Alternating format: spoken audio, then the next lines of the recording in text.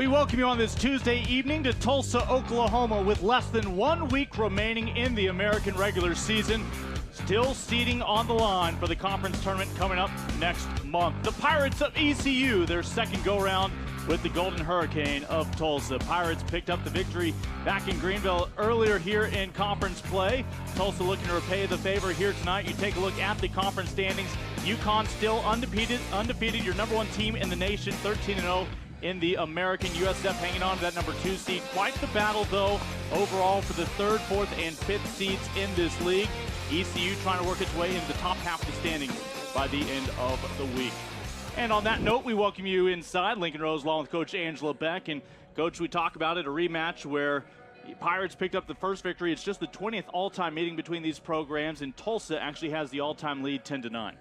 Well, Tulsa needs to play with reckless abandon tonight. They have nothing to lose. They need to do the little things that can make them successful. On the other hand, ECU, they're coming off a tough loss at Houston, but they dialed up 81 points. Look for them to turn up the heat here. Take a look at some of the keys to the game. First up for the visitors for ECU. Well, they need to protect the basketball because Tulsa knows how to steal it, and also they need to get good player and ball movement in their half court. And across the way, how do the Golden Hurricanes split this rivalry? Well, obviously they got to keep one of the best offensive rebounding teams off the glass and then get back in transition and not give them any easy baskets. Take a look at some of the players to watch here tonight. We start with the Brazilian for ECU, Thais Oliveira. She'll try to dictate things in the post. She does it all for them. She's very tough to handle down low, but she's the second leading scorer. She's the top rebounder, and she gets to the line more than anyone in the American. And for the home squad, Tulsa featuring one of the more talented guards in this league in Shug Dixon. Well, as Shug goes, Tulsa goes. She's a little inconsistent. She can dial you up for 20, and then she can get 5. She needs to get 20 to make it a game tonight. After tonight, just 2 more games left on the regular season slate. Golden Hurricane and Pirates tip off here on ADN when we return.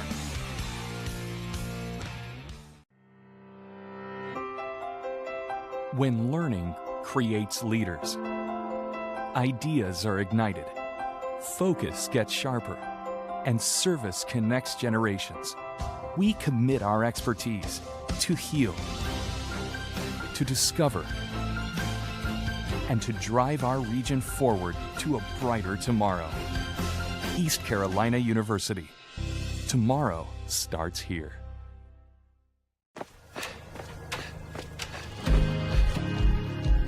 I'm Kirk Smith, and this is my story. I'm a captain of TU's track and cross country teams, and I'm a Rhodes Scholar.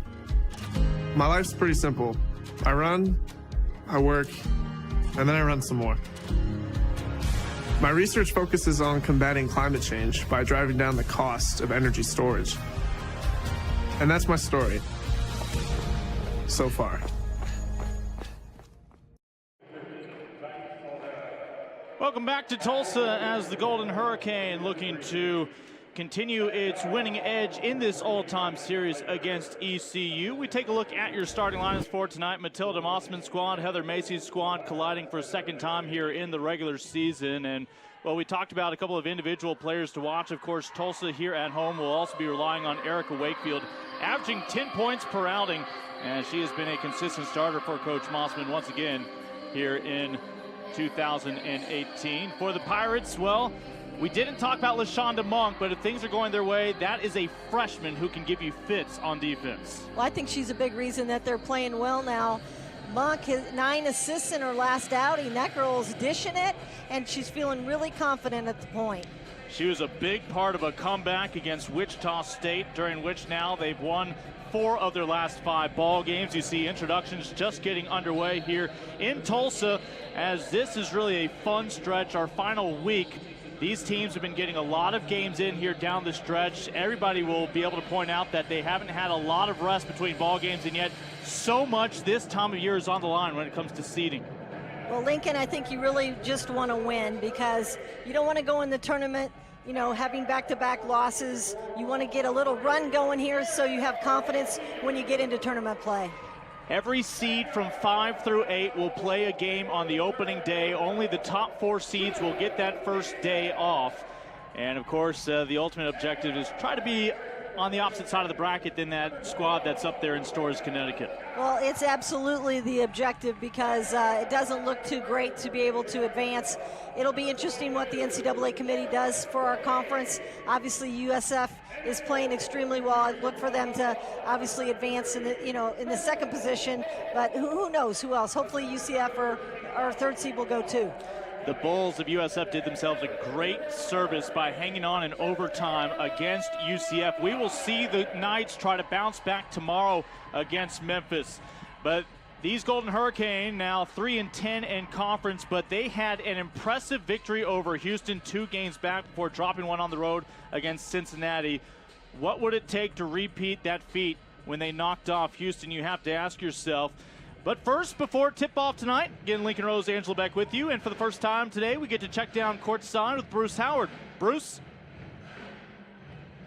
Well, in talking with the two coaches for ECU's head coach, Heather Macy, she said exploit the mismatches. That's what they have to do. They definitely have the length and they have the size to defeat Tulsa. They certainly have to take advantage of that. Second, obviously for this team, is know where number 12 is. Shug Dixon is Tulsa's best player. They must find her in transition and in the half court as well. And then third, continue to play hard. Remember, ECU was picked last in the league, and they have overachieved all year long. They can't afford to take a day off.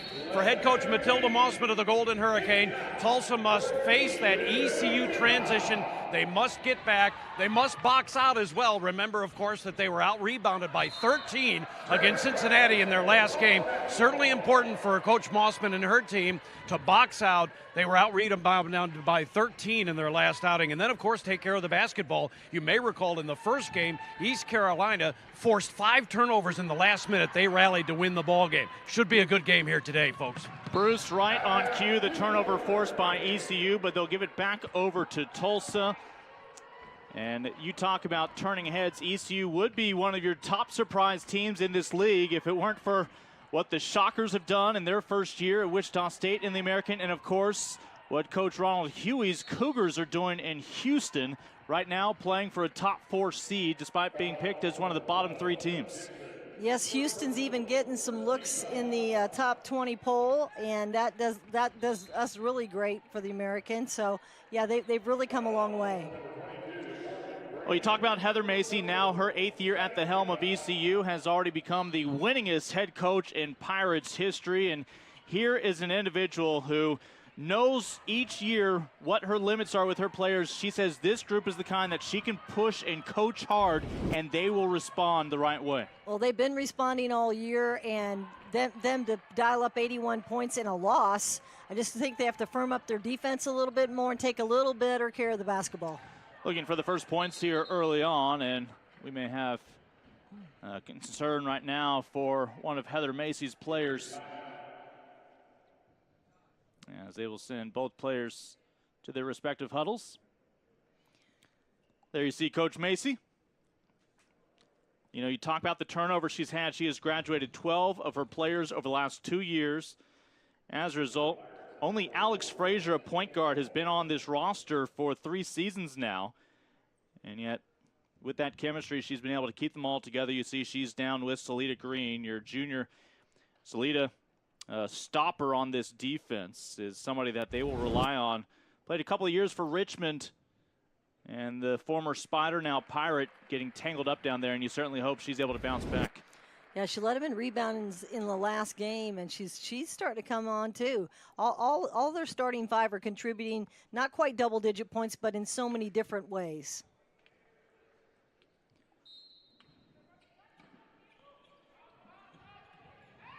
Lob inside, looking to take advantage of that size, and missing the bunny was Campbell, but the putback good.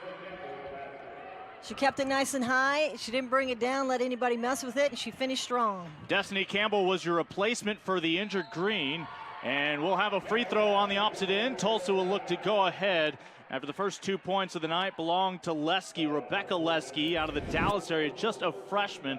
She's playing this year, one of a couple of Tulsa players battling through a stress fracture. Yeah, she hasn't been able to practice the entire time. She takes herself in and out, gets on the bike a lot, but that was a nice take. One of the things they haven't been doing is attacking the basket. That's a good start. Making her 19th career start here today, again, just her first year of collegiate athletics. And they'll say Monk had that one stripped away by Tulsa. She's had a little fumble fingers here in the early going with a couple of those little dribbles. So each team has held a brief lead early on. And she knew at the moment she came down, stepping out of bounds, Frazier. Right in front of Matilda Mossman. And she has been a fixture in this part of the country for quite some time. Her most recent D1 stop here with the Golden Hurricane. Well, you see a win over Wichita. She's beaten Houston. They seem to rise for the big team, you know, the teams that really are tough and sometimes play to other levels. There's Shug Dixon, you know, as much as we've talked about her early on, just a sophomore out of St. Louis, averaging almost 15 points per outing, but she has made quite the adjustment the past 2 years to the college game. And meanwhile, the Brazilian Oliveira with her first pair. Well, that was physically a strong move. She had the early help, but she just slid right through it.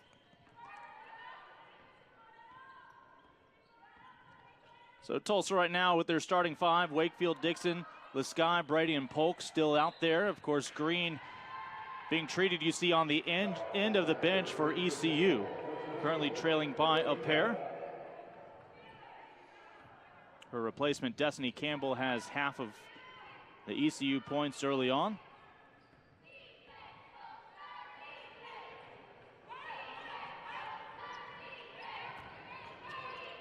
Oliveira, nifty step into lane, just couldn't get it to go. Was able to shake free from Crystal Polk, but Polk able to come back for the rebound. Well, you can tell the strategy right now is to go down low early and often for ECU.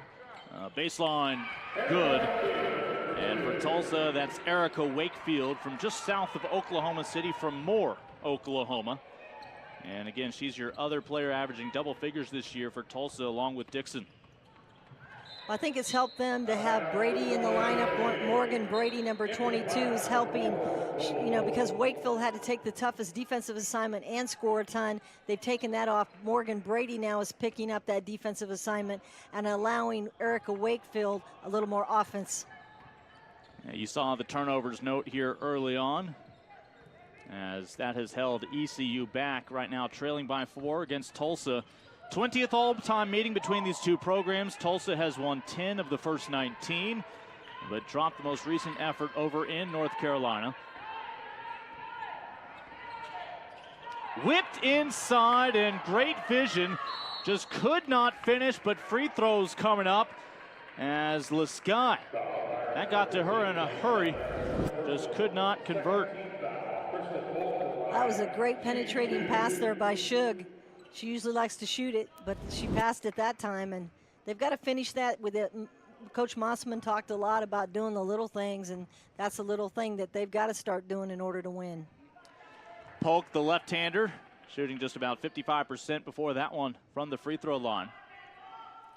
She's running a little post by committee with Polk and Elliott kind of coming in and out for each other. And Matilda Mossman's Golden Hurricane with a 5-point edge here early on.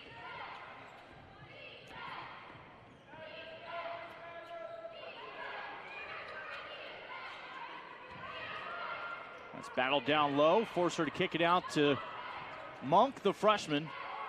Realizes it's still 10 to shoot.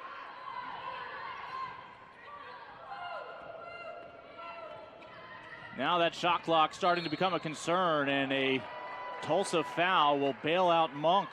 It's going to go on Polk. Well, that's unfortunate. It was a pretty good defensive stance. She slides her feet here. Just kind of keeps moving, so she really didn't get planted well enough. Good call by the officials.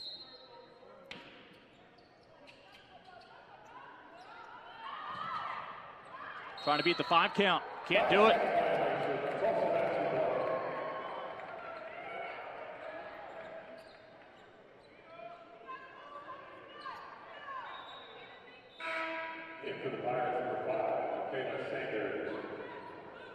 Heather Mazie with instructions for the Pirates as they get back on defense. You saw Destiny Campbell coming back to the bench. And turnover still a concern for ECU on the road here tonight. It was a tight game last time they played, 73-67, so I look for this to be probably a pretty tight game today. Pirates clamping down on that ball every time it hits the court. In fact, Tulsa will never get a shot off the steal that time from Michaela Sanders. Sanders gets it back for the three. Dances around, won't go. Oliveira, offensive putback. Yes, sir. Oliveira makes her presence known. I mean, she's very physically strong. She doesn't waste a lot of time, and she's very efficient. That'll end a drought for the Pirates as Oliveira wins another rebound. This is Alex Frazier bringing the ball up the floor. And a tad strong from Nicole Hope. Quickly the other way. And just unable to get it to go here early on, Lasky. Opposite end, and Monk will be rewarded for her hustle. LaShonda Monk out of Greensboro, making just her 6th start of the year, but it was hard to keep her out of the starting lineup as she has helped ECU get back on track again. They have won 4 of their last 5 games for 4 of their 6 conference victories. Well, she's a big reason why, and I really like Monk and Frazier in the backcourt. They make a really good pair. It takes a lot of pressure off the other player. Frazier's the one really distributing more, but Monk now getting 9 assists in that last game is a record for them. Raven Johnson for the Pirates makes her debut for the evening. Monk just about a 60% free throw shooter with that last make. And nice work by, again, the freshman.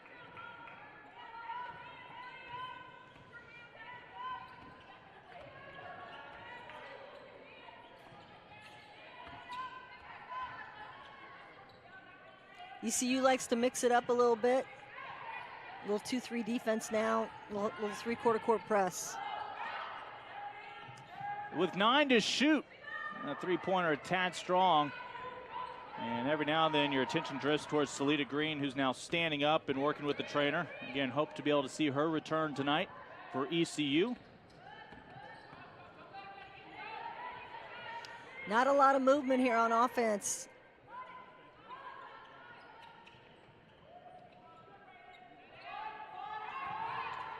Oliveira trying to make things happen, and Kendrian Elliott will be guilty of the foul. It'll be Pirates basketball when we come back. Tulsa still hanging on to a 1-point advantage midway through the opening quarter here on ADN.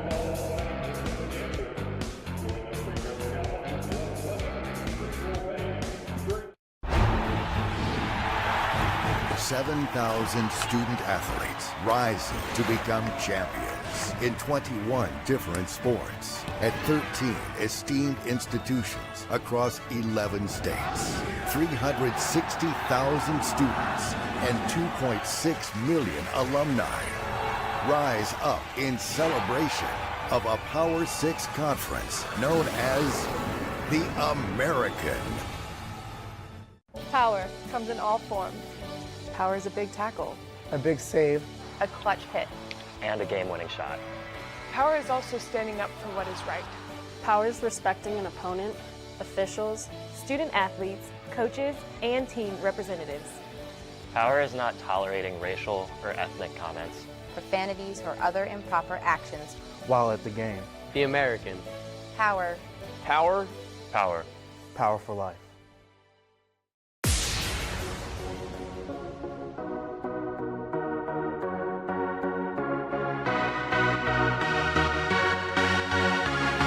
We are underway from the American.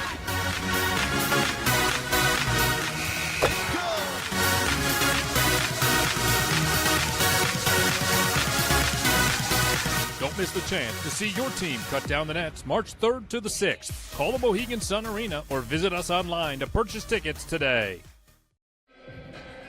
That's a Pirates group that started 1-4 in conference play, but things have started to click at the end of January and now here on end of February. 6-7 by the end of tonight, could be back at 500 and in the top half of the conference.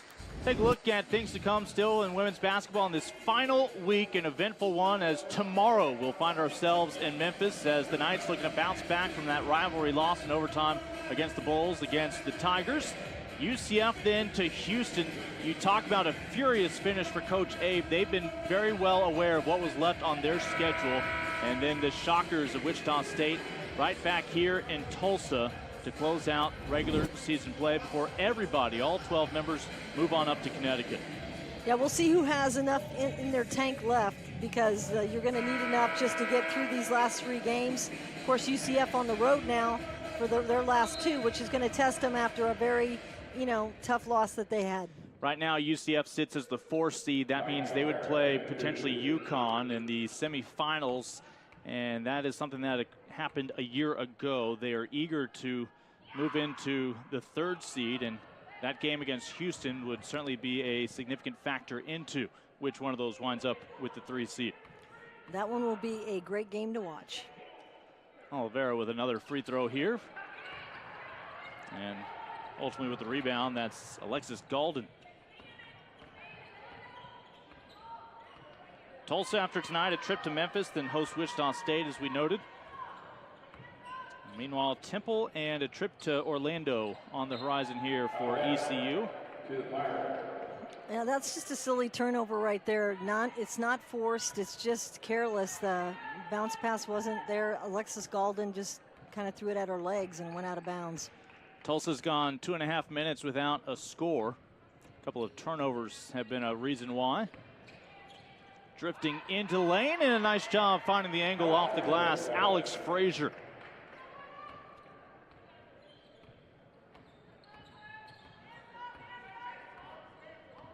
So ECU has battled back for an early deficit with a lead to protect right now.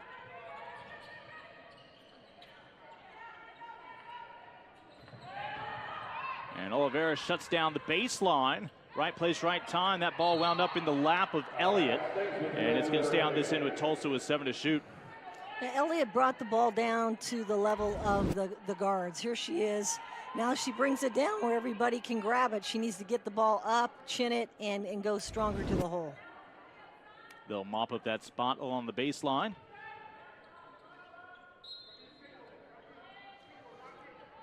I talked to Coach Mossman a little bit about how her team's handling these. They had 8 losses in a row, then beat Houston, and she said they're just, they're handling it as well as they can, but they're not that mad about it. They're not really.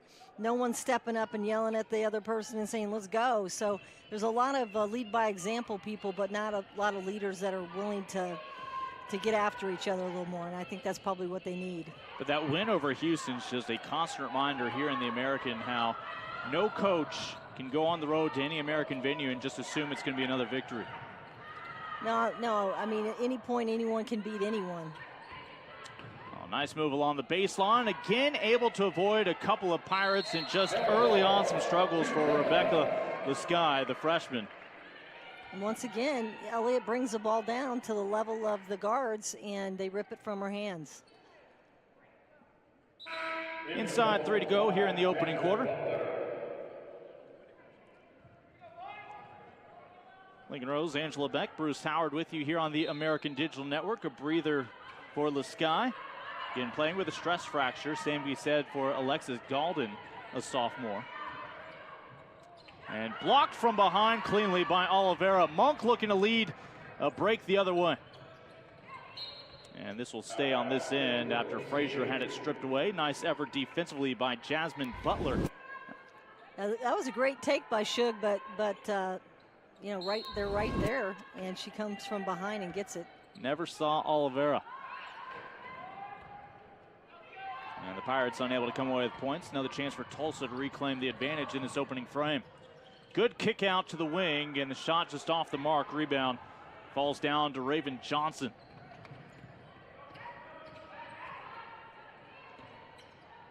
A little mid-range. And a rebound to Elliott. Both teams are not great shooters, great shooting teams. They have trouble from 2 and from 3. ECU did have a good shooting night the other night, but they really have to go to the boards because there's a lot of misses here. Little step inside, and Tulsa has now missed its last 8 field goals. A 4.5-minute stretch without a score. A chance to put an end to that right here. Oh, will that be an offensive foul or a defensive foul? What are they going to call here? Well, that was an offensive foul. I don't think they're going to call it. They asked for a review. They may look for a flagrant foul. She definitely put her elbow right there up underneath her jaw to fight her off. Our official gestured for a review. At the moment, a common foul, and it may be escalated in just a moment. I don't think it was flagrant. I don't think she meant to be flagrant, but it definitely was an offensive foul. You'll get another look at this left arm being extended, trying to shield off Michaela Sanders. Good replay by our booth right there. Elbow goes in the chest. I don't know why she was holding her eyes, but I think the side of her left hand hit her across the nose. Just hard to see from that angle. Yeah, this is a 50-50 whether it'll stay a common foul, which was the original call. So you don't think my officiating is going to work, that my call that I just said? You complimented them earlier. Did you send them anything on February 14th? I did not, because I've tried that in other years when I was coaching, and it never helped me. They just ate the candy, and then, you know, it was the same kind of officiating. It was a legit stiff arm, but you would certainly understand if it's just a common foul offensively. Well, I'm starting to, you know, understand what you're saying, but we'll just have to see. It was actually a good take. It was a good pick, and then she went right to the rack. I think they're going to count the basket and shoot free throws. No. We'll let them explain it here in a moment. Right now, again, Tulsa, one of its last 9 from the floor. ECU without a point for the last 2 minutes. A back-and-forth ball game. We'll get everybody on the same page here.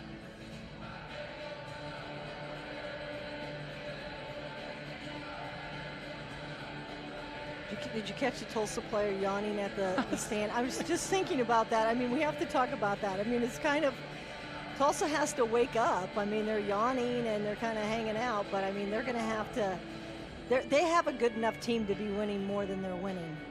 And really, when I talked to Coach Mossman, she's kind of baffled. I'm like, well, what's wrong with your defense? She goes, well, we're not shifting. Our help side's not that good.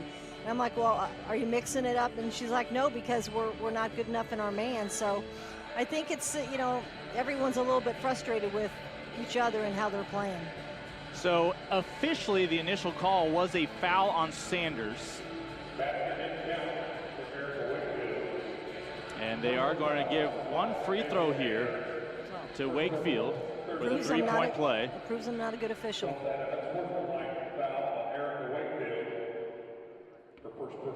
But then Wakefield also picked up a foul. They call unsportsmanlike, so that'll be a 15-yard penalty. I don't know how she was fouled on the layup. I'm not sure about that either. But here is your additional foul charged to Wakefield.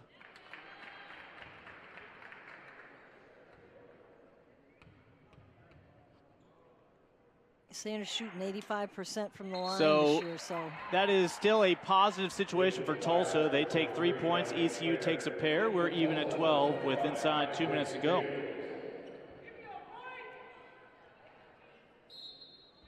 It's one of the few things we hadn't seen this year on our American schedule.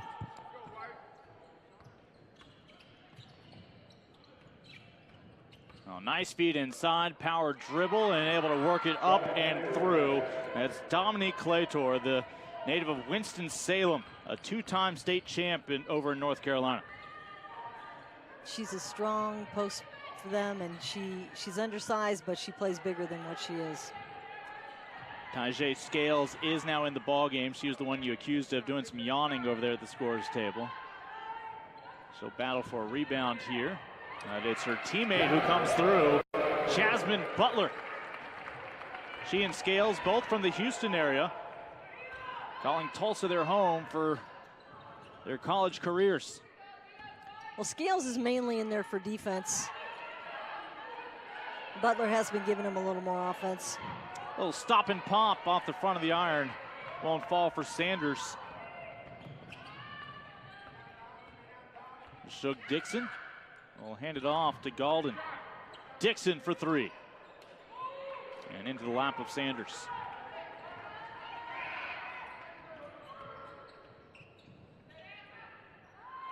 Trying to force it inside, and Oliveira unable to rein it in. Yeah, both teams are a little bit careless here with the turnovers. We've got 8 turnovers right now for ECU and 6 for Tulsa in the early going.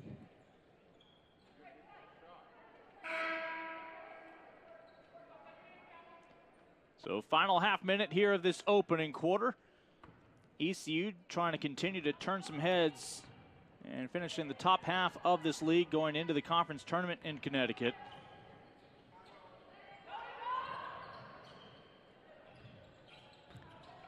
Well, right now even at 14. About 5 seconds separate the two clocks. Well, 15-footer with a hand in the face from Oliveira, able to alter the shot. Destiny Campbell winds up with it. Frazier the other way. Oh, Frazier did everything right, just couldn't come away with points, and that's your opening quarter. We are even at 14 apiece here in Tulsa. Just 2 games remain on the conference slate for each of these programs after tonight. Big win on the line with quarter number 2 around the bend. You're watching American Hoops here on ADN.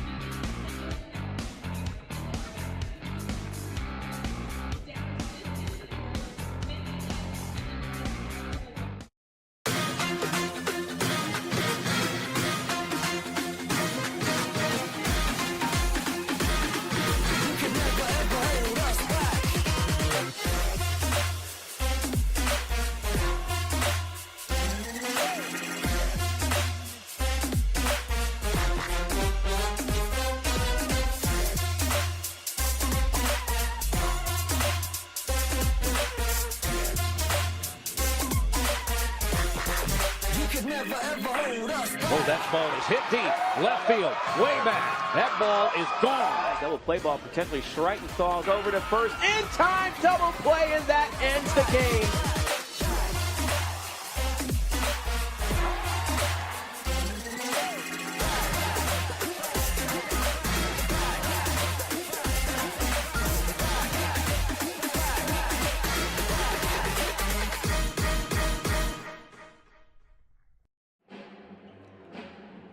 Well, an eventful opening quarter, 14 points apiece, and an individual milestone as well during the opening frame here tonight.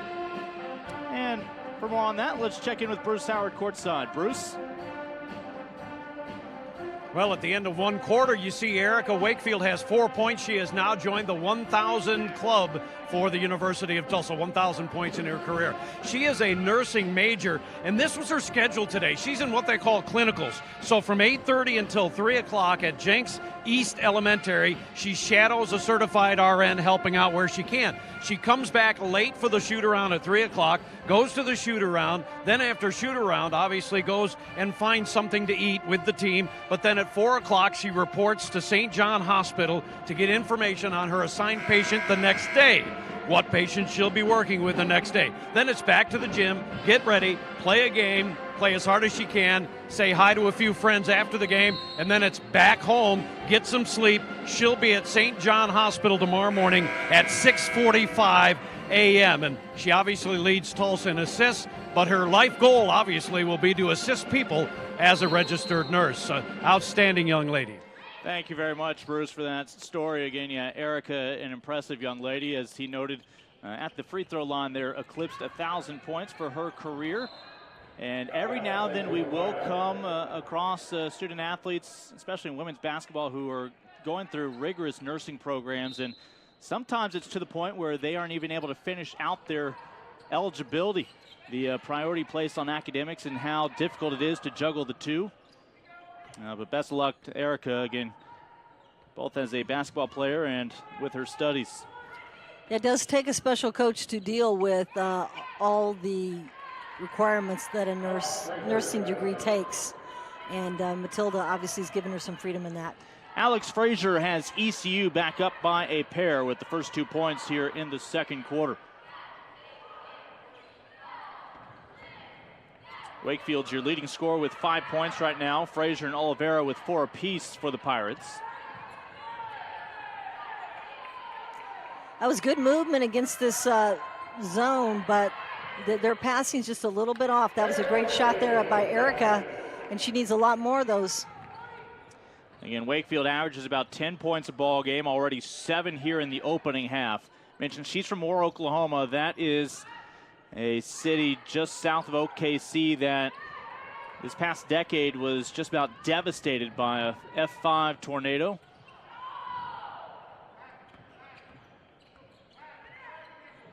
So much community support around there, though, to help rebuild. Wakefield right now directing traffic. And you see those quick hands from Oliveira. That's helped her block a shot early on without committing a foul. That time was able to interrupt the flow for Tulsa.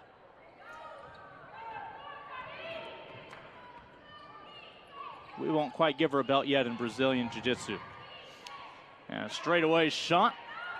And this one will wind up with Wakefield. Her basketball IQ is extremely high. I think she does a lot of things innately that you can't teach. Right here, she's pushing everybody off their mark. Taja Scale down there with Oliveira. Campbell called for the foul. Free throws coming up for Jasmine Butler. Butler with a strong take, and Campbell just a tad late. Butler 11 of 13 this year and limited opportunities from the free throw line, just making her 12th appearance here on the season, giving them about 9 minutes per outing. Well, you used to lock horns with Coach Mossman. I did. When she was at Kansas State, I was at Nebraska, and we had several battles together. And she went to high school and came back to college, so. She must not have caller ID because she answered your call this week. Exactly. No, we actually had a nice talk and good catching up, and she was in, good spirits considering what she's going through right now. How about Wakefield right there, just shaking free from the freshman Monk? Well, it's her senior year. Wakefield, it is Wakefield's team. She needs to rise to this occasion, and she's playing extremely well here early. Off the screen. It won't fall, and Butler with the rebound to Wakefield. I like it when Tulsa pushes because they can catch them off guard, get some open shots. Just neither team is really going to the offensive glass that much. And they'll work it inside. That time to the 6'2" target, Elliott. Again, just can't find the punctuation. And off the bump. Nice job by Nicole Hope, yet another freshman for ECU. We talk about all the turnover that Heather Macy has dealt with the past 2 years, graduating 12 players over that span. So a lot of youth in the program right now. Dribbles through the double team. Wakefield open look. Talked a little bit about their three-point shooting, and they played Connecticut and shot 11 from 21 from three-point range against Connecticut, and then the next couple nights went 2 of 20. So it's just you never know. Jasmine Butler had that big block on one end. Three-pointer though off the mark from Ebony Parker. Monk outnumbered, and they'll say Wakefield had all ball. Nice job holding her ground.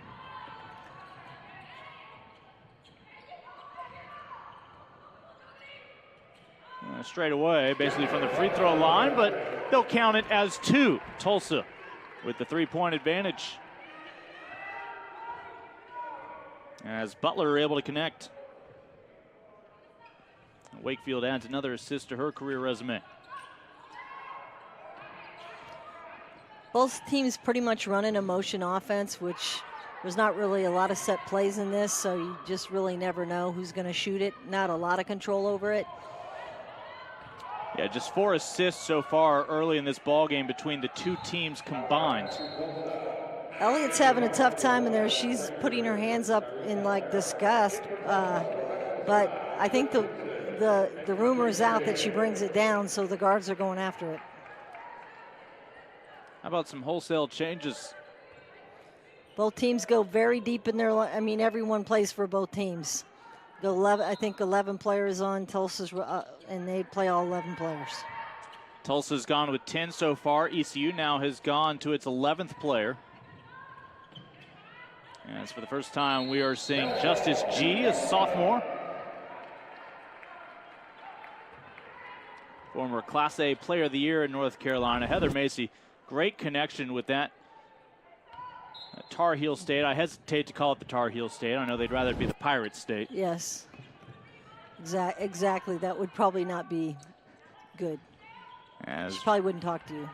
But great bond with all the coaches. Loves to find some of the top players and keep them locally.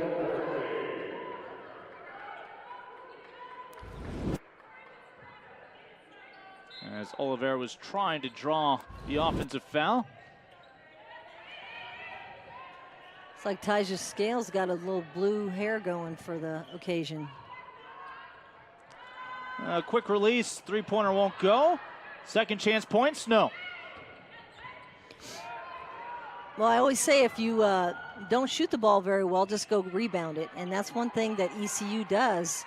They're one of the best offensive rebounding teams because, you know, they know when they're going to miss and not, and they just go after and get another shot up. ECU is 0 for 4 from beyond the arc with that last miss. Tulsa now 1 for 8 from downtown. They try to go inside. Are there footsteps? Yes. The travel called on Sanders. That'll bring us to our next break here in the second quarter. A 3-point ball game. Tulsa looking to split the regular season series between these two squads in the American.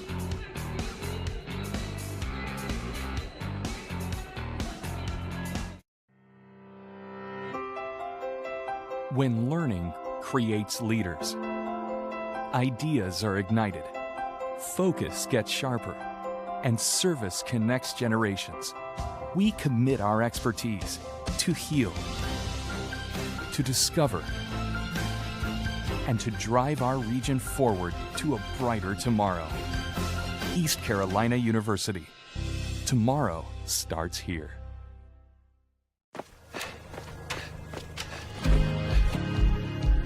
I'm Kirk Smith, and this is my story. I'm a captain of TU's track and cross country teams, and I'm a Rhodes Scholar. My life's pretty simple.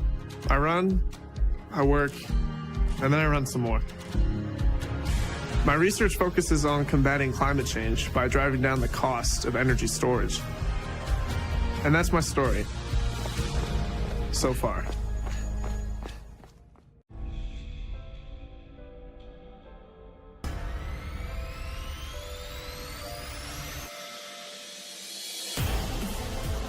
Miss the chance to see your team cut down the nets at the American Athletic Conference Men's Basketball Championship. All the excitement of tournament basketball starts March 8th and runs to the 11th at the Amway Center in Orlando. For tickets, call the Amway Center box office or visit theamerican.org for more information. We were even at 14 points apiece at the end of one. Tulsa has now outscored ECU 7-4 here to grab the early advantage midway through the second quarter. Well, we'll be crowning a basketball champion in early March. This last weekend, we were over on the campus of SMU, a brilliant brand new natatorium on display over a 4-day span. Congratulations to the women of Houston, as well as the men of Cincinnati, your champions in swimming and diving. We had that right here on ADN. And this weekend, we will find ourselves in Birmingham at the Crossplex over 2 days, Friday and Saturday, to crown your champions in that sport indoors. Then we head outside come April and May for golf, tennis, softball, baseball, as well as outdoor track and field, as well as women's rowing. Look forward to all those championships with coverage on the American Digital Network, but not ready to say farewell to our women's basketball slate just yet, as this is our final game on a Tuesday night. We've still got tomorrow, as well as look forward to next week on Monday as well. It's been fun. It's been fun working by your side all year, and I think most of our games have been fairly competitive, and our ADN crew's been stellar, as usual. You read that just the way I wrote it. Thank you. I think I wrote that. Again, Lincoln Rose along with Coach Angela Beck. Bruce Howard courtside as well.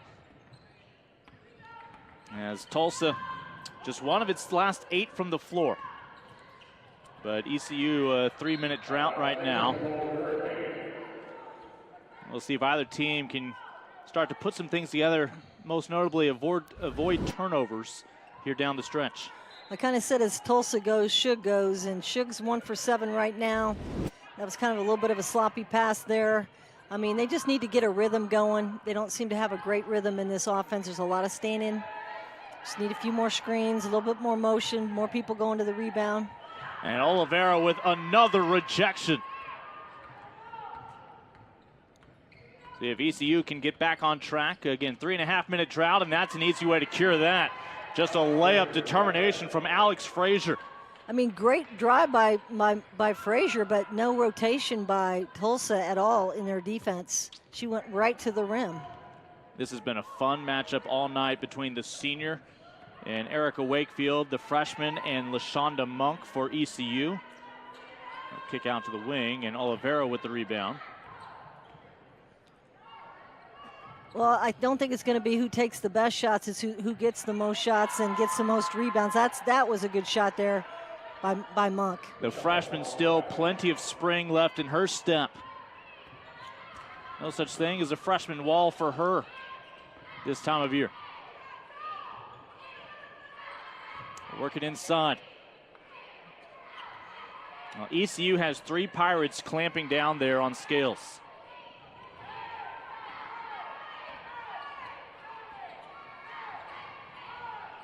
A lot of dribbling and standing here. And with that rejection by Oliveira, her third, Tulsa now 0 for its last 8, and the Pirates convert 2 more. Great rejection, and then, half-court pass there. It's a 6-0 run for the Pirates. They've made their last 3 shots, aided by defense to help spark the comeback.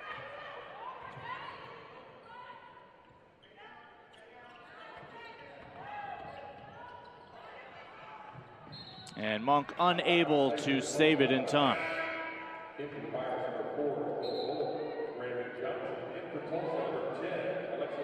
Thais Oliveira, 5 blocks here in this first half.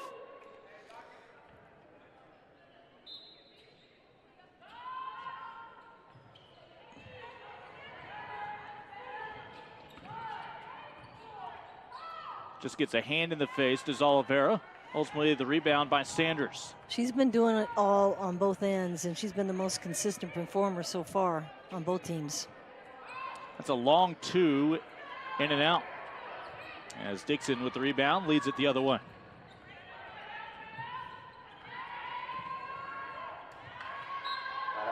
And that was Oliveira who put her hip out there. I mean, that's about 1-on-4. I mean, she's dribbling, penetrating, and I mean, go give her a screen. Like if you give Shug a screen, she's probably going to shoot off it. But she's trying to go 1-on-2 or 3 or 4, and it's not working for her. Tulsa never got a shot off there officially. Still 0 for their last 9 from the floor. You mentioned go get a rebound if you're struggling offensively. That time they get the steal. Dixon. Wakefield denied the assist. Otherwise, a good look on that trip down. Great look, and they push the tempo. I like it when they push the tempo. I think they're better. They're a better team. And getting in and stripping that away was Alex Galden, helping force the turnover. Wakefield, along with the entire team photo of the Pirates, and Wakefield, despite the odds, is headed to the free throw line to shoot a pair. Well, she did the up and under, so she got the contact she needed. So very smart play, very headsy play by the point guard. Go ahead. Well, she's had a brilliant career. I mean, done so much for Tulsa, and I feel sad that her year hasn't been as good as maybe she has wanted it. She's got some youth around her, and they've had some injuries, but it's tough when a senior that's contributed as much as she has to the American Basketball League, has this tough a year. The first free throw ended a 4-minute, 45-second drought for Tulsa. They've still missed their last 10 from the floor.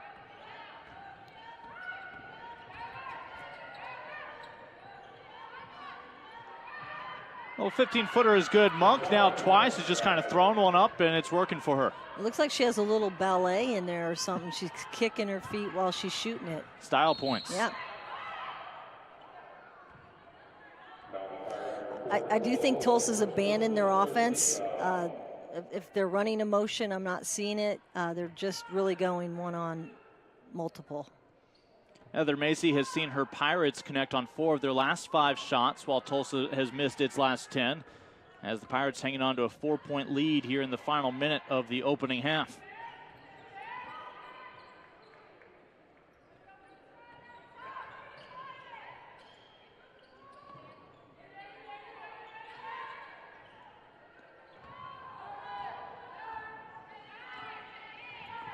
Still 6 to shoot. And Oliveira, no, this time Sanders comes through. Does her best Thais Oliveira impression. But the Pirates can't come away with points on the transition.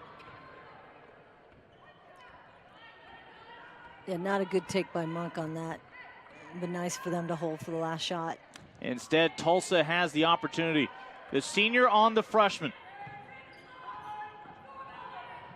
They don't want to give up a good look with time expiring, but Wakefield will come away with the game's final points of the opening half. A great first half for Wakefield. 12 points to keep the Golden Hurricane in this ball game, trailing by just 2 at the half.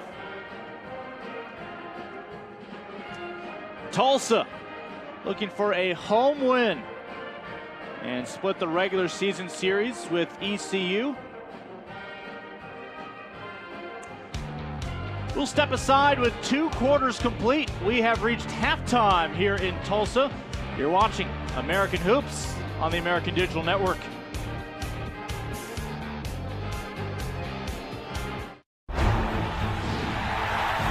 $7,000 student athletes rising to become champions in 21 different sports at 13 esteemed institutions across 11 states. 360,000 students and 2.6 million alumni rise up in celebration of a Power 6 conference known as the American.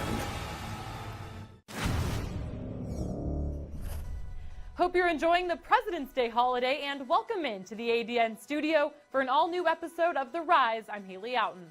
It's time to take a look at who takes home the conference's top accolades for their standout performances on the hardwood this past week. On the men's side, what a week it was across the conference. Taking home this week's top honor is Wichita State forward Shaquille Morris.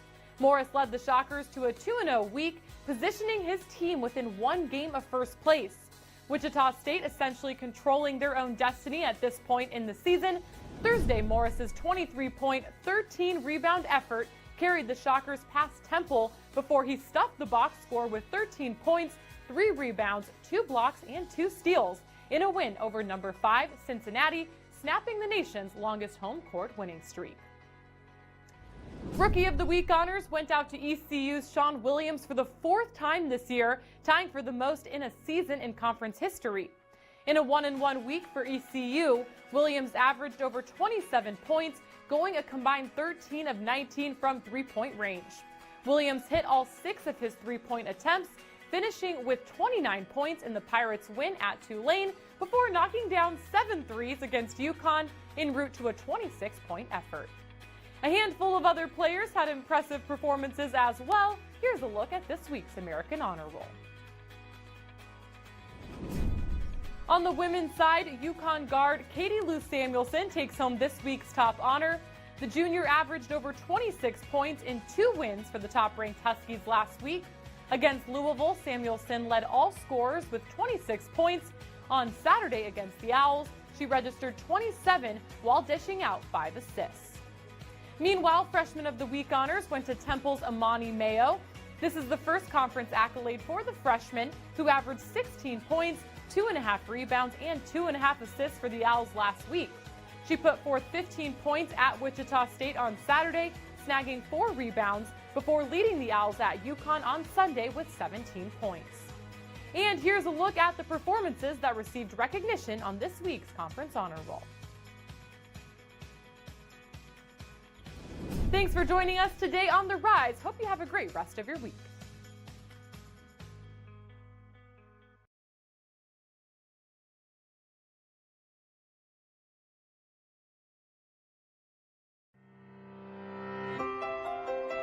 When learning creates leaders, ideas are ignited, focus gets sharper, and service connects generations.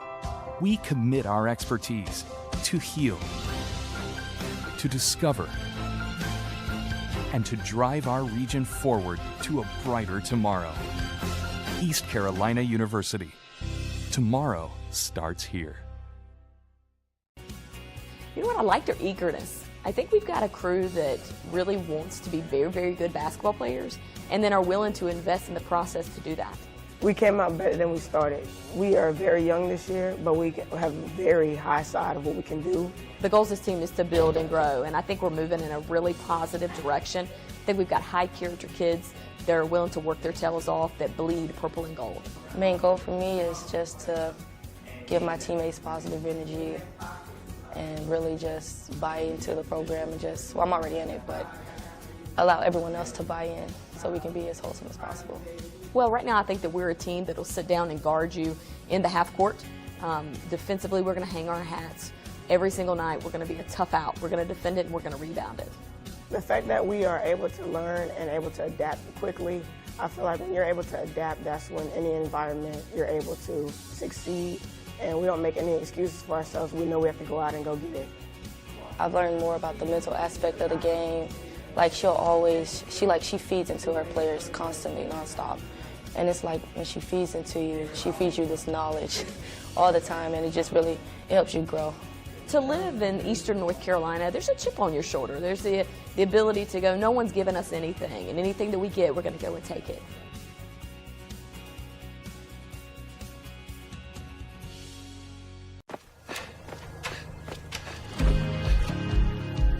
I'm Kirk Smith, and this is my story.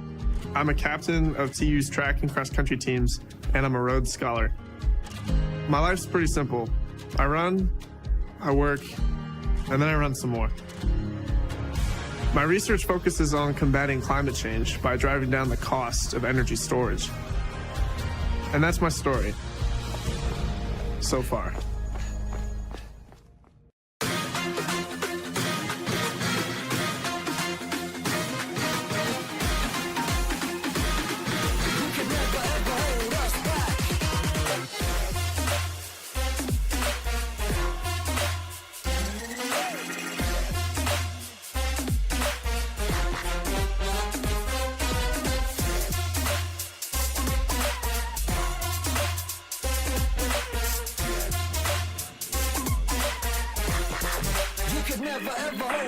Oh, that ball is hit deep. Left field. Way back. That ball is gone. Double play ball potentially. Schreitenthal's over to first. In time. Double play, and that ends the game.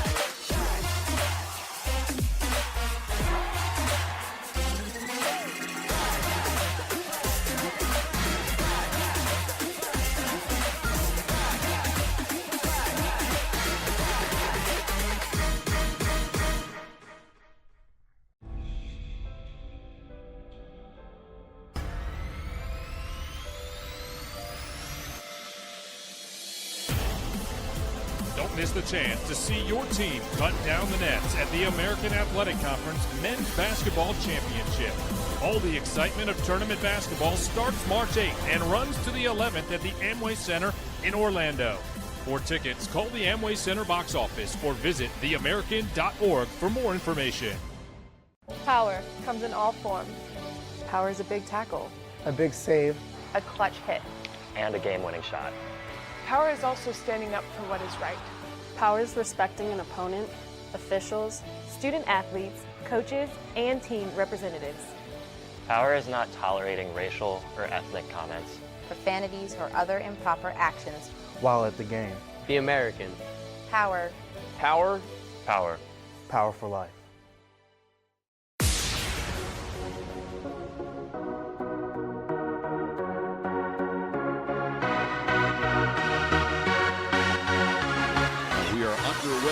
the American.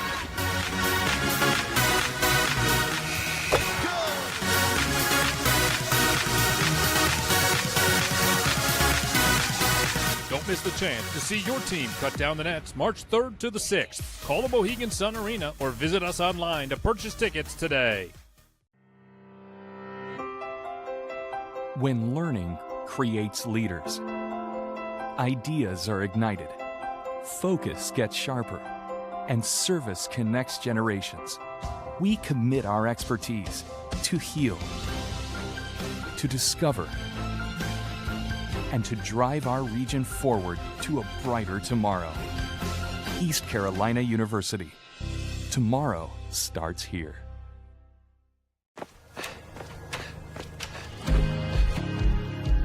I'm Kirk Smith, and this is my story. I'm a captain of TU's track and cross country teams, and I'm a Rhodes Scholar. My life's pretty simple. I run, I work, and then I run some more. My research focuses on combating climate change by driving down the cost of energy storage. And that's my story so far.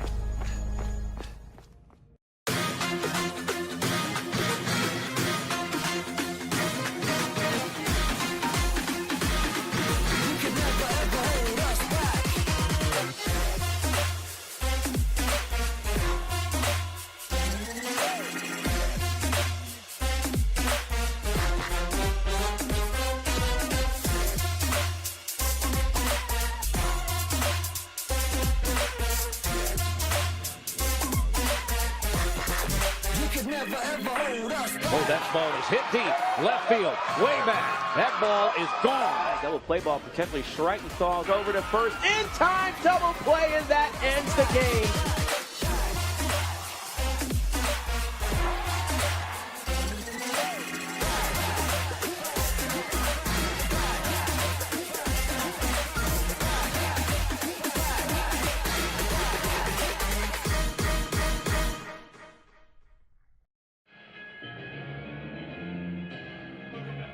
Welcome back. 2-point ball game as Wakefield able to trim the deficit a bit, and this one anybody's second half coming up here soon enough. Welcome back. Lincoln Rose along with Coach Angela Beck as Golden Hurricane and Pirates colliding for a second time here in the regular season. May very well meet in the conference tournament as well, depending on how the seeds play out. Take a look at the stats from the first half. Let me know what stands out to you. I think, first of all, the rebounding is pretty even, and that was the scary part for Tulsa because ECU is so good. But ECU's scoring the ball better, 41%, because they're getting the ball in the paint more than Tulsa. So Tulsa's going to have to get some better shot selection. Neither team shooting well from three-point. Yeah, it's not so much an assist to turnover ratio, but more so a turnover to assist ratio here tonight. Both defenses making it very difficult for the offenses to get into any kind of rhythm. And inside, neither inside game is really dominant. Early on, they went to Oliveira, but ECU did. But now, neither team's really finding an inside game. So both teams have been able to survive various struggles, various droughts. It's hard to get a shot off that is not contested here tonight. So much on the line down the stretch. Final week to give it your all here in conference play. As Oliveira, 5 block shots in that first half on a career pace for ECU. But you add it all up and they lead by a pair. 26-24, we step aside when we come back. Start of the second half here in Tulsa.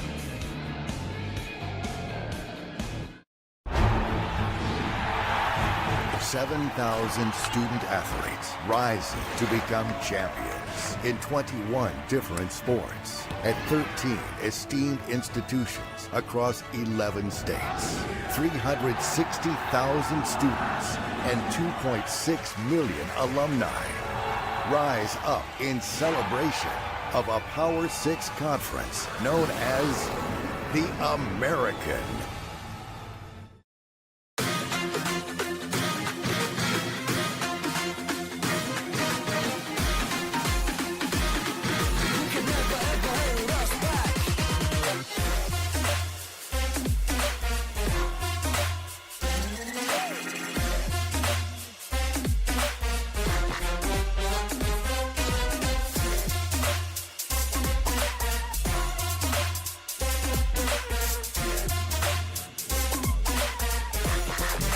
Oh, that ball is hit deep. Left field. Way back. That ball is gone. Double play ball potentially Schreitenthal's over to first. In time. Double play, and that ends the game.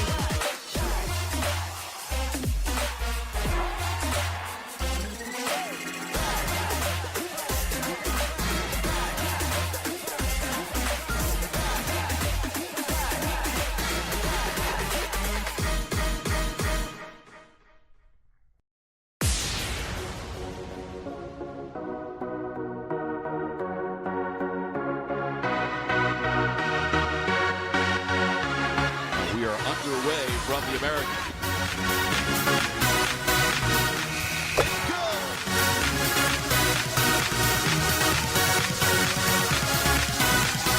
Don't miss the chance to see your team cut down the nets March 3rd to the 6th. Call the Mohegan Sun Arena or visit us online to purchase tickets today.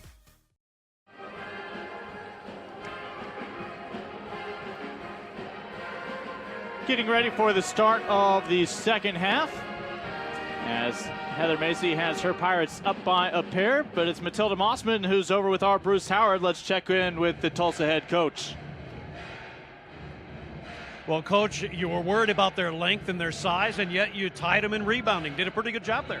Yeah, they started making shots late in that second quarter, but we still have to do a better job defensively. We've got to keep the ball out of the paint. They had too many points in the paint against us. Erica Wakefield's been great for you, but how do you get Shook Dixon going? Well, we've got to move the ball better. We've got to go side to side, inside, outside. Right now, it's just one person with the ball dribbling in place, and not enough people are touching it. It doesn't make them work defensively. Coach, good luck in the second half. All right, thank you. All right, back to you guys again at halftime. University of Tulsa hanging with ECU. Yeah, thank you very much, Bruce. Both teams have gone on some runs in this ball game. ECU just able to edge Tulsa in that second quarter 12-10 to break a 14-all tie. And, well, our players to watch early on, Shook Dixon has not disappointed. What you don't see there for Oliveira are those 5 rejections to help keep this score tight. And the 7 rebounds. She actually has done a lot of things that have gone unnoticed, too, by just the way she's been guarding inside and hustling for her team. So she's been a very big constant for them. On the other hand, Shug needs to just kind of get her game going. They need to find her in transition a little bit more. That score by Wakefield to end the opening half ended an 0-for-10 drought for Tulsa. A nice way to finish, though, sending him in to the locker room just down by a pair. Now a chance to even it up right here as Wakefield will pull it back out. And the foul before the shot. They'll simply inbound this one here in a moment. You see our 3 officials for this evening's matchup. No doubt conference tournament time will be a busy time for a lot of them as well. For not a lot, just for some. I mean, for the special ones, right? There's a lot of college basketball to be played. That's true. But it's always a privilege to be in the postseason if you're an official, and they do work extremely hard, night after night in and night out, and there's never a home game for them. They're on the road all the time, so, you know, it's tough. They will hope that the airline industry behaves. The first week of March, several of them will be working multiple tournaments.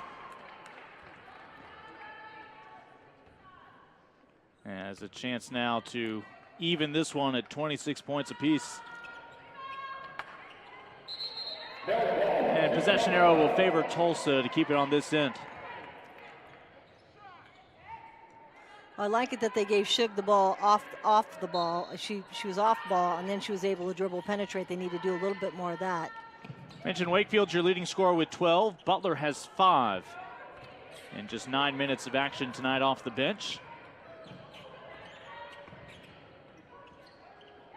And Dixon just off the mark as Pirates now the other way. And Monk, what a great spark she has been the second half of this season. That was a big time pass into her and a good finish by her. So I would like to see both teams have a little more sense of urgency here. You know, push the tempo, make things happen, pick up your defense. Something we'll point out, that was just the 3rd Pirate assist of the ball game. Yeah. And part of that has been a defense that has flustered the flow of play. As You see a pretty even margin on rebounds, and that one shot up in time, hit off the rim, and Monk with the rebound.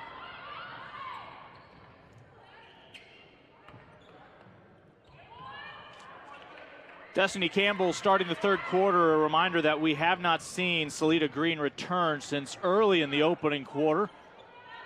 Appeared to be some sort of injury in around the ankle. Baseline access and a nice angle off the glass for two for the freshman Morgan Brady. Yeah, and she talks about Brady not being in there for any offense, but those were two nice takes by her.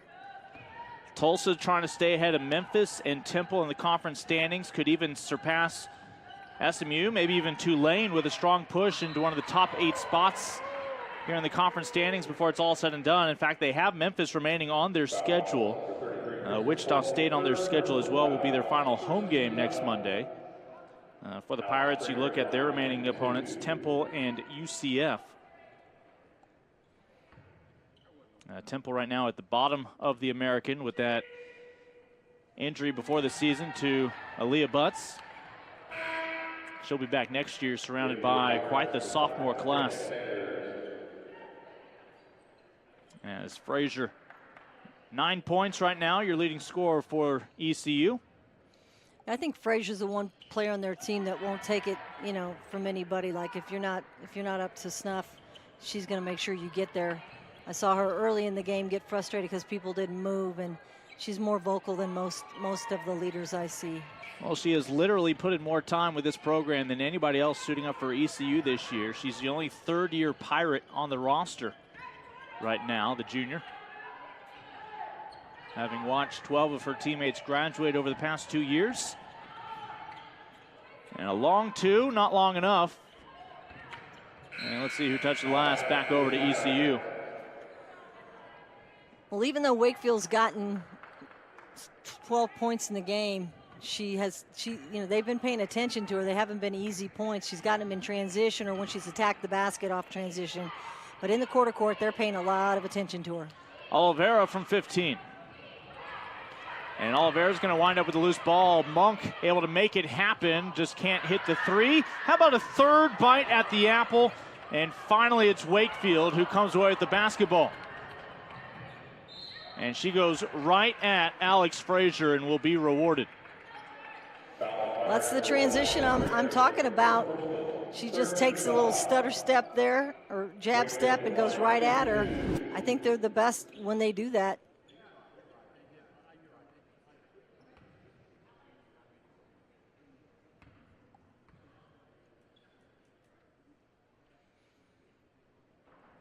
And one more to go here for Wakefield, 75% free throw shooter this year.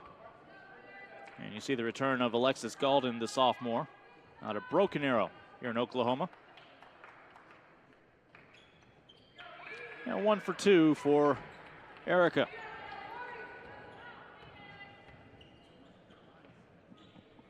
Has Tulsa back within a pair, looking for a stop. Been tied 4 times, 6 lead changes in this ball game. Neither team has really been able to create much separation. What I do like that East Carolina's doing is they're running some sets here in the second half. That set right there was for an ISO for Frazier on the one-on-one, and it was a great ISO because she drew the foul, got to the free throw line, but just couldn't hit it. Just a 41% shooter from the free throw line this year. Junior out of Lawrenceville, Georgia. You saw Matilda Mossman with associate head coach Shane Coffey and their staff.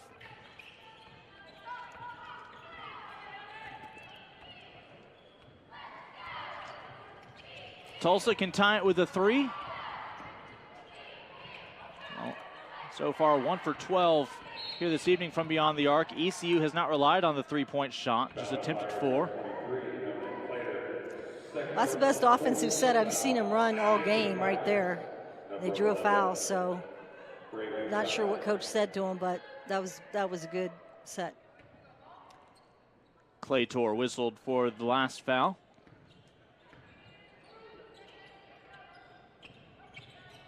Haven't seen much from Polk yet. Wakefield declined the open look briefly from beyond the arc. Driving inside, left-handed finish from Alexis Galden. Ooh, I like that. That was good. Galden, your third leading scorer this year, late to close out on the wing, and the three-pointer for the Pirates. Their first triple of the night belongs to Raven Johnson. That's just her 6th three on the year. Now shooting 17%, I guess, you got to get that average up somehow. 17% is a big boost from 0. Exactly. And Tulsa will never get one off. ECU with the lead at 4. Let's see if they can start to put things together here midway in the third. ECU shooting 39% here on the road. Tulsa on its home court tonight, 26%, has missed some up-close looks. And offensive rebound, and the reward for Raven Johnson will be free throws now after she hit a 3 on the last trip down.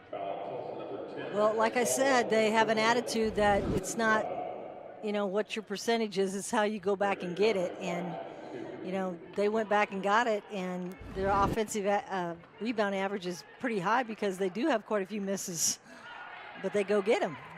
Johnson a little better than 50% on the year from the charity stripe. One more to go.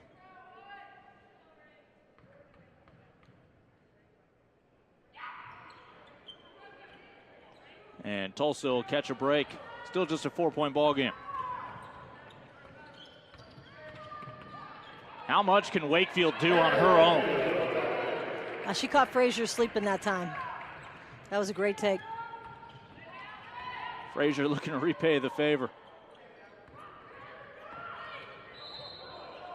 And that will be a foul on Tulsa after the aggressive drive from Johnson. Yeah, Raven Johnson, a sophomore from Georgia, not really getting that many minutes, but I like her athleticism and what she brings to the table. Again, for ECU, they've now won 4 of their last 6 in conference play. Their 2 losses have been understandable. USF and Houston, those were both on the road against 2 of the top 3 teams in the league this year. Otherwise, Heather Macy's squad with about as much success as anybody over the past month. And a lot of that, you and I saw that comeback against Wichita State against a very good Keitha Adams squad. Well, they have a never die attitude, and it comes from the coach. Heather Macy just, she does never quit coaching on that sideline, and her kids never quit playing. And, it's every game is a development game with this young team, and she's never made an excuse about who she doesn't have and what, how young they may be. She still wants to win, and I think, where she's at in the middle of the pack, that says a lot about, her abilities. Just a 2-point ball game.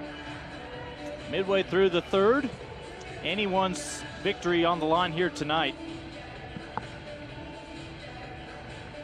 As Frazier will pull the trigger on this inbounds play. And that right there was plan A. They made her work for it, and ultimately Johnson empty-handed, but they're going to say last touch by Tulsa. A fresh shot clock coming up for the Pirates. And that will send us to a break. We'll step aside. 4:55 to go here in the third. Still just a 2-point ball game. Those Pirates looking for a road win here tonight in the American.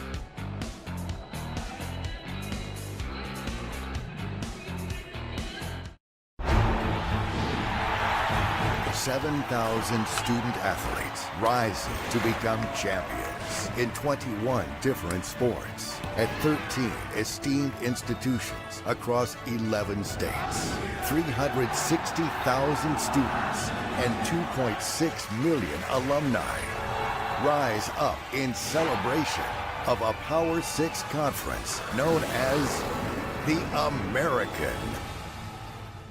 Power comes in all forms. Power is a big tackle, a big save, a clutch hit, and a game-winning shot. Power is also standing up for what is right.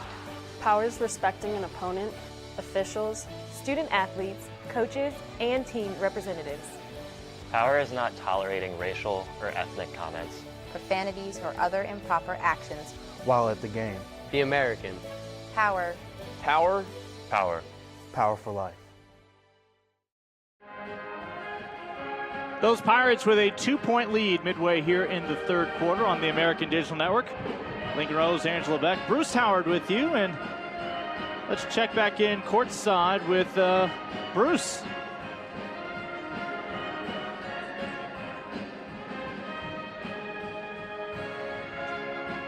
Yeah, guys, obviously for the University of Tulsa, they're 1 of 12 from three-point range, and they have to have three-point shooting in order to be effective. They're just not, they don't have the size or the length to go inside and score effectively.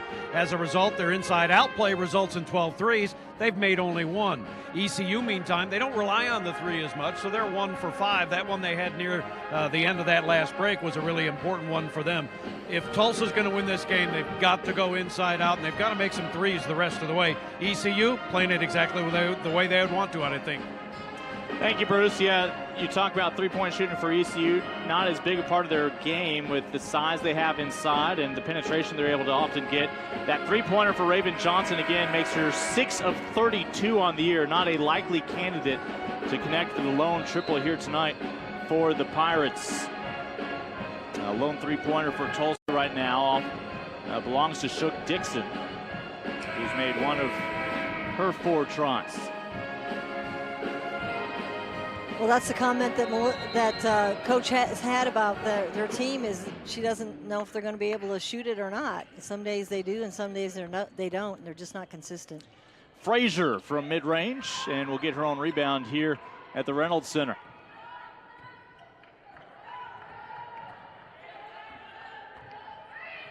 Monk with a long 2, won't go. And finally the rebound for Butler. Out of the timeout, expect ECU to run a set, and they have every time, and they run it effectively. Wakefield did a good job sucking in all the Pirates, and she tried to dial up freshman Morgan Brady, the Arkansas native, off the mark, and Frazier's going to be called for the offensive foul. A nice job stepping in to take that charge by Golden. That's good heads-up play. She beat her to the spot, basically. Slid over, knew where she was coming, and got set.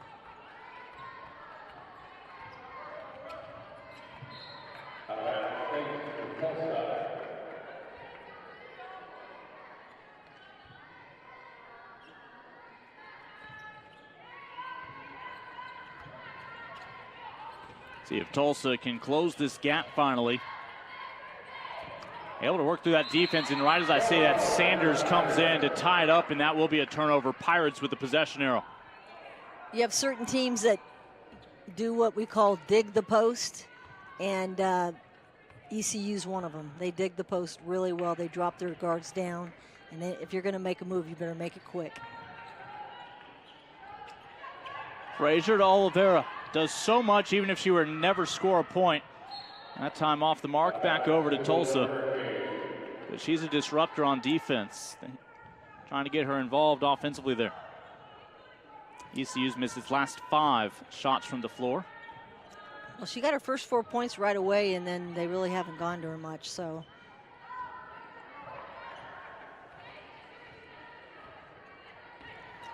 This is when we need some movement. We need some ball movement. It's taken a long time to get the first pass in. An open look, did not look good out of the right hand of Golden, despite the time. Frazier has a constant battery, so does Monk, and Monk's going to motor on over to the free throw line. Monk's a tough little cookie for a freshman. She'll stare you right in the eye and go right at you. Here she just takes that shot, and the problem is Golden didn't need to swat at it. All you needed to do was just be straight up, and she swatted, and that's why she got the foul. Trying to end a 3-minute drought here, scoring-wise.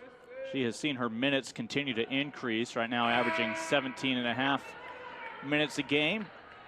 That is up significantly as she has started to continue to crack the starting lineup.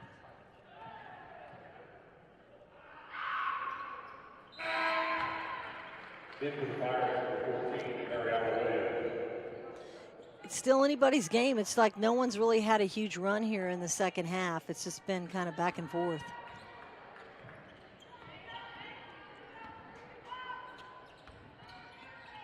Still just a one-possession ball game here in Tulsa. And that'll trim it back within one. Guess who? Erica Wakefield. Well, I like that underhand scoop shot that she owns. She's very fluid. Wakefield's averaging 10 points this year. She has 17 already, and the Pirates not impressed. No, Hope just gunned it down there from about 16 feet. Hope now with 4 points in her 9 minutes off of the bench. A little power dribble, asserting herself, getting her own rebound is Jasmine Butler. And a little kick out, no. Sanders finally hauls it in for the Pirates.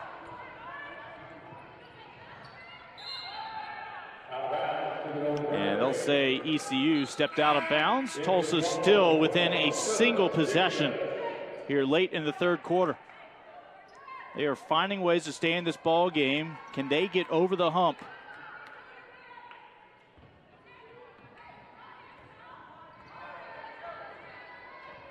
Wakefield over to the bench with her 17 points now for Tulsa.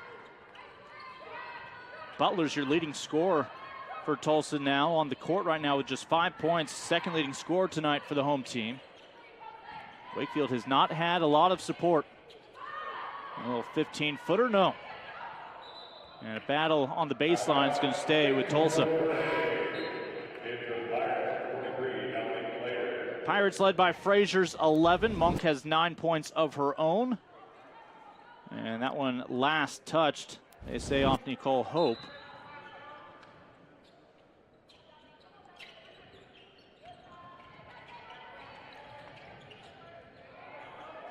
Shib just doesn't have her game tonight. She dribbles without a purpose. I'd like to see her take that dribble to the hole. Hope off the mark with that 16-footer. And Tulsa has the possession arrow favor them this time.